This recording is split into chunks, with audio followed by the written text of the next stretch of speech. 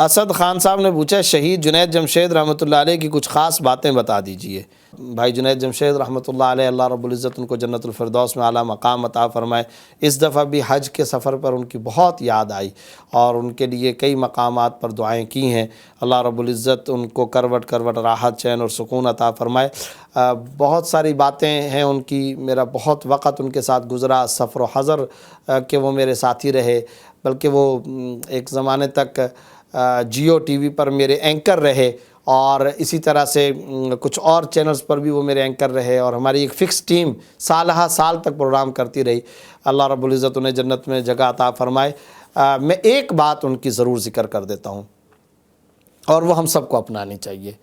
میں نے اپنی اس اتنی جو بھی مختصر جو میری زندگی ہے، آج تک ایک آدمی ایسا دیکھا ہے اور وہ بھائی جنید جمشید رحمۃ اللہ علیہ، کہ میں نے پوری زندگی میں کبھی ان کی زبان سے کسی کی غیبت نہیں سنی، کبھی کسی کی برائی نہیں سنی، کبھی کسی کے بارے میں اشارتاً یا کنایتاً کسی آدمی کے بارے میں ایک لفظ بھی میں نے نہیں سنا۔ حتیٰ کہ آپ حیران ہوں گے، اور بڑی دلچسپ بات ہے کہ بعض ایسے افراد کہ جن کہ بہت غلط کام کبھی بعض اوقات سامنے آتے تھے، یا ان کا کوئی غلط قول یا کوئی ان کا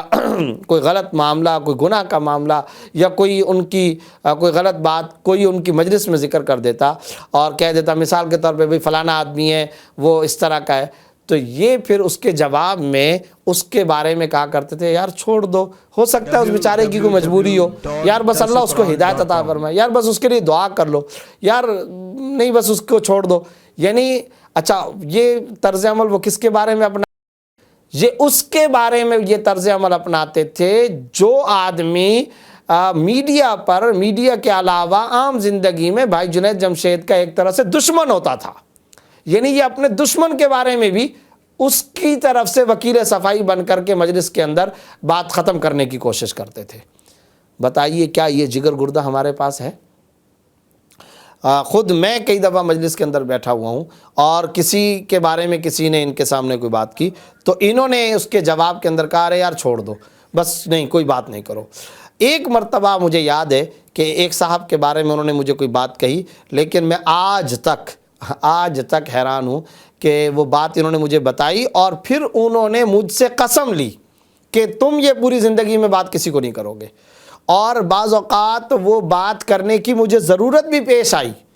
اور کئی دفعہ ضرورت پیش آئی کہ میں ان کے ورثاء کو یا ان کو وہ بات کروں، اور میں چاہتا تھا، لیکن چونکہ مجھے یہ بات یاد تھی کہ انہوں نے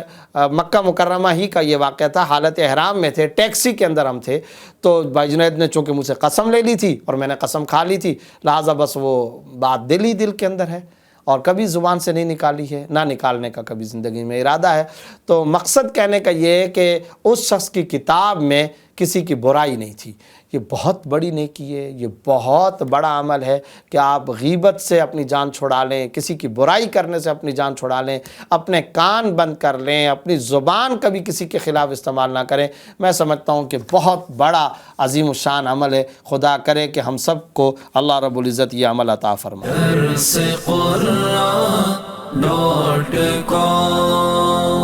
www.darsequran.com